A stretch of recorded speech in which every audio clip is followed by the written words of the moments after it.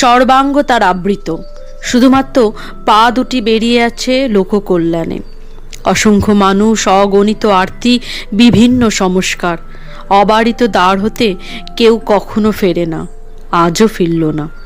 শুধু সব প্রণামের পালা সাঙ্গ হলে বারান্দার নিরালায় গিয়ে ঘটির পর ঘটি ঠান্ডা জল ঢেলেই চলেছেন তিনি। বাহ্য দৃষ্টিতে জলে ভিজে উঠেছে দুটি পা, কিন্তু ভেতরে তার তীব্র দাবদাহ, কিছুতেই যেন ঠান্ডা হতে পারছেন না। অসহ্য উত্তাপে ছটফট করছেন। তার কোমল শরীর তখন দহনের তীব্র দংশন। কার সংস্কার যে টেনে নিয়েছেন তা তিনিই জানেন। দৈবাত কারো চোখ যদি পড়ে সেই জল ভেজা বারান্দার দিকে, অমনি কি আকুল আরতি তার। এই যন্ত্রণার কথা যেন পাঁচকান না হয়, তাহলে যে বন্ধ হয়ে যাবে দর্শন, বন্ধ হবে প্রণাম। তখন জগৎ যে আরও দবদহে ছারখার হবে।